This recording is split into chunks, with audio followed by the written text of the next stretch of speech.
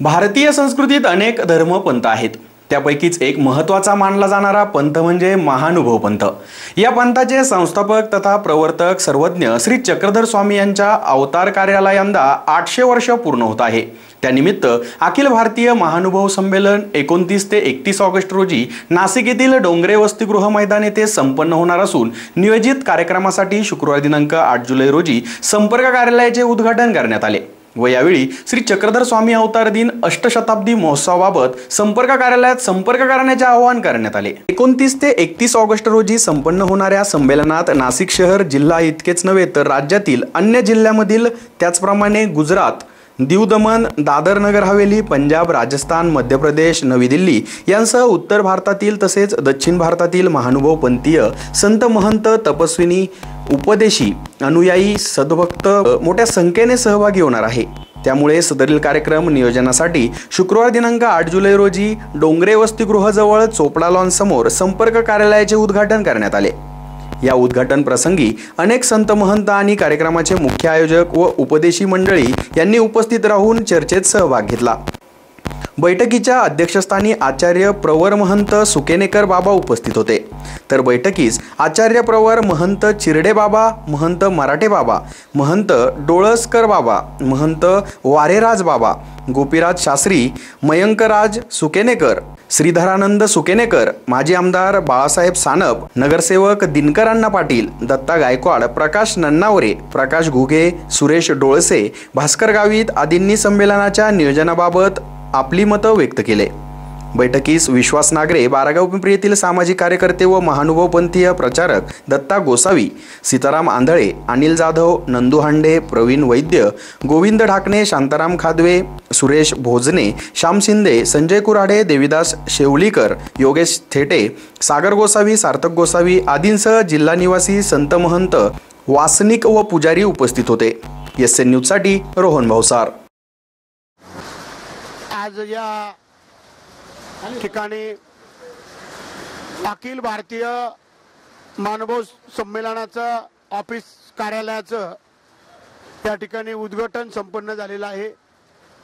या कार्यक्रमासाठी सुकेनकर बाबा, मराठे बाबा, शिर्डे बाबा, सर्व सन्माननीय व्यासपीठ, सर्व साधू संत, महंत, तपस्विनी, त्यानंतर कार्यक्रमाचे आयोजक बाळासाहेब सानप, दिनकर पाटील, दत्तानाना गायकवाड, भास्करराव गावित, प्रकाश नन्नावरे, प्रकाश घुगे ही सर्व जवळजवळ 25 सदभक्तांची सुद्धा कमिटी आहे। मार्गदर्शक म्हणून सुकेनकर बाबा, मराठे बाबा आणि चिरडे बाबा आहेत। सर्व साधू संत मंडळी आहे। हा कार्यक्रम 29, 30, 31 ऑगस्ट 2022 रोजी डोंगरे वसतिगृह नाशिक येथे संपन्न होणार आहे। या कार्यक्रमासाठी देशातले संपूर्ण साधू संत, महंत, तपस्विनी आणि म्हणजे आमचे सद्भक्त येणार आहेत। तर या कार्यक्रमाला आपण सर्वांनी उपस्थित राहा। हे कार्यालय आज चोपडा लॉन समोर सुरू झालेलं आहे। ज्या ज्या सद्भक्तांना, साधू संत, महंतांना ज्या ज्या सूचना करायच्या आणि ज्यांच्यावर जी जी जबाबदारी आहे ती या ऑफिसमधून पार पडली जाईल। या ऑफिसमध्ये 12 घंटे हे ऑफिस उघडं राहील आणि या ठिकाणी आपल्या पंथाच्या ज्या सद्भक्तांना, साधू संत, महंत, तपस्विनींना ज्या सूचना करायच्या किंवा जे जबाबदारी सोपवली ती या ठिकाणून सर्व कामकाज चालणार आहे। 29, 30, 31 ऑगस्ट रोजी राष्ट्रीय पातळीवरती संमेलन घेण्याचं ठरवलेलं आहे। त्याची तयारी म्हणून, त्याचं नियोजन म्हणून आज ऑफिसचं उद्घाटन सर्व साधू संत, महंतांच्या आणि आमच्या प्रमुख मार्गदर्शकांच्या हस्ते उद्घाटन झालं आणि आजपासून हे कार्यालय सुरू झालेलं आहे। साधारणतः हे कार्यालय 2 महिना असणार आहे। इथे सर्वांचा संपर्क, पत्ता, माहिती वेगवेगळ्या राज्यातनं, देशातनं, वेगवेगळ्या जिल्ह्यातनं साधू संत, महंत किंवा वासनिक किंवा भाविक लोक येतील त्याची नोंद करण्याचं काम सुद्धा इथून सुरू झालेलं आहे। इथं कोणाचं रेल्वे बुकिंग असेल, बस बुकिंग असेल, राहायची व्यवस्था असेल किंवा इतर ज्या काही व्यवस्था असतील त्या व्यवस्था शासकीय, निमशासकीय सगळ्या कार्यालयांची जी काही माहिती, परमिशन किंवा इतरही जे काही या कार्यक्रमासाठी आवश्यक असेल त्याची सगळी जबाबदारीचं हे ऑफिस आहे. या ऑफिसमधनं काही आमचे साधू, काही स्वयंसेवक इथं बसून याची सगळी माहिती इतरांना देणार, सगळ्यांची माहिती घेणार, यासाठी आज ऑफिस खोललेलं आहे. आणखीनही काही ज्या ज्या काही आवश्यकता असेल, जी काही पूर्तता असेल ती सुद्धा आम्ही सगळे मिळून करणार आहे.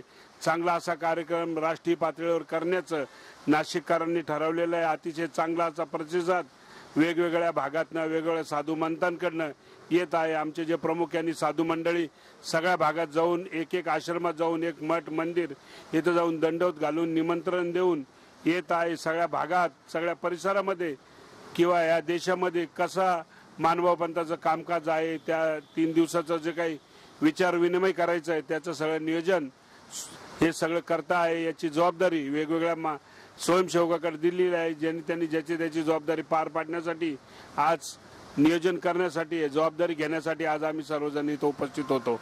अखिल भारतीय महानुभाव संमेलन नाशिककरांनी आयोजित केलेलं आहे. या कार्यक्रमाच्या संदर्भात मला असं वाटतं आजची ही सभा 4थी असावी, बरोबर? हा, 5वी सभा आहे. आज मध्यवर्ती या कार्यक्रमासाठी मध्यवर्ती कार्यालयाची आज स्थापना केली, त्याचं उद्घाटन आज समारंभ पार पडलाय आणि इथून पुढे त्या कार्याला मूळ स्वरूप तयार होणार आहे. नाशिककरांना या कार्यालयाची माहिती असावी म्हणून त्याचा पत्ता, अधिक महाराष्ट्रातली जी लोक ऐकणारी आहेत त्या लोकांना त्याचा पत्ता कळावा. तिथे तुम्ही तुमच्या सूचना, आम्हाला लागणारं मार्गदर्शक तुम्ही कळवावं म्हणून त्याचा पत्ताही तुम्हाला सांगतो की डोंगरे वसतिगृहाच्या शेजारी चोपडा लॉन्स आहेत, अगदी गंगा तीरावर, आणि चोपडा लॉनच्या समोरील भागामध्ये असलेलं मोठं कॉम्प्लेक्स आहे. इथं मोठं बोर्ड आहे.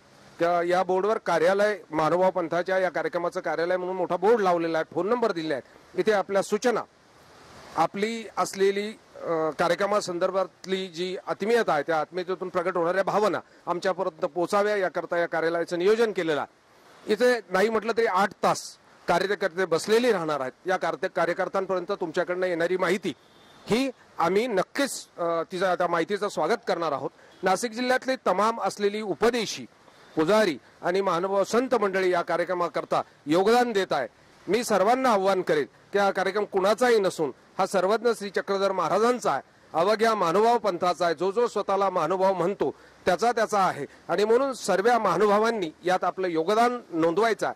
आर्थिक नसेल तरी आपण शारीरिक आणि मानसिक सुद्धा योगदान नोंदवू शकणार आहे. यामध्ये काही गुजरातची लोक येणार आहेत, मग देवदमनची येणार आहेत, मग महाराष्ट्राच्या 4ही भागातल्या येणाऱ्याबरोबर उत्तर भारतातली फोन यायला लागली की उत्तर भारतातलाही मोठा समुदाय या कार्यक्रमासाठी उपस्थित राहणार आहे. या अर्थाने आपण सर्व नाशिककर त्यांच्या स्वागतासाठी जय्यत तयारी करतो आहोत आणि आपण जय्यत तयारी करणं हे आपलं कर्तव्य कर्म आहे. याला आपल्याला जागा राहायचं आहे. मी सर्वांना पुनश्च एक वेळेला आव्हान करेन की आपण सर्वांनी या कार्यक्रमामध्ये शारीर, मानसिक आणि आर्थिक तिन्ही प्रकारचं योगदान देण्याचं आहे. नवे तर संपूर्ण या कार्यक्रमासाठी सर्व परिसरातून जवळजवळ आम्ही 1 लाख भक्त मंडळी, साधू संत 20 ते 25 हजार या माध्यमातून जमायला पाहिजेत आणि सर्व त्या पद्धतीने सर्व कार्यकर्ते या ठिकाणी प्रयत्नशील आहेत.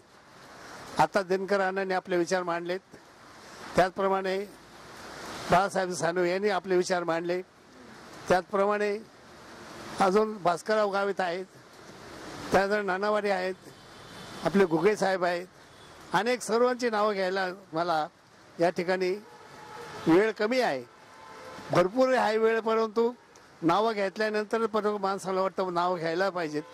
पण या कार्यक्रमाच्या माध्यमातून आपल्या परिसरामध्ये भूतो न भविष्यती असा हा सोहळा 3 दिवसाचा आयोजित केलेला आहे आणि अख्खीन महाराष्ट्राच्या बाहेरून सुद्धा गुजरात, मध्य प्रदेश, उत्तर प्रदेश साधू संत या ठिकाणी येणार आहे आणि त्या माध्यमातून आपण सर्वांनी आज या कार्यालयाच्या माध्यमातून आज या ठिकाणी या पावसाच्या निमित्ताने आपण ह्या ठिकाणी या ऑफिसचं उद्घाटन केलेलं आहे आणि इथून पुढे या कार्याला चांगल्या पद्धतीने सुरुवात व्हावी आणि ह्या ठिकाणी आपल्याला मार्गदर्शन करण्यात हवेच, परंतु स्वकष्टाने त्या निधीतून आपण थोडाफार फरकाने प्रत्येकाने आपल्या प्रयत्नातून हा कार्यक्रम चांगल्या वतीने पार पडावा अशी माझी.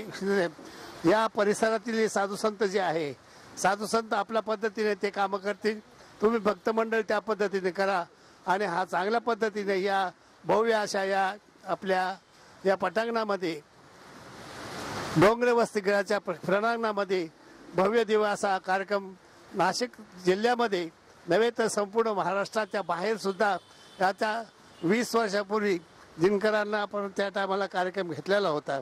त्या कार्यक्रमाच्या नंतर हा पहिलाच कार्यक्रम, त्याच्यानंतर हा सुरुवात होऊन राहिलेला आहे. त्यावेळेस आपण खूप मदत केलेली आहे, खूप मार्गदर्शन केलेलं आहे, तनमन धनाने सुद्धा आपण सहभागी झालेला आहात. आज सुद्धा आपण सहभागी या ठिकाणी आपल्या या कार्यक्रमासाठी आपले अत्यंत लाडके या पंथाचे प्रसारक या ठिकाणी उपस्थित झालेले आहे आणि म्हणून त्यांनी सुद्धा आपल्या विचार माध्यमातून आपल्याला त्या दिवशी मार्गदर्शन केलेलं होतं. आजही सुद्धा आलेले आहे.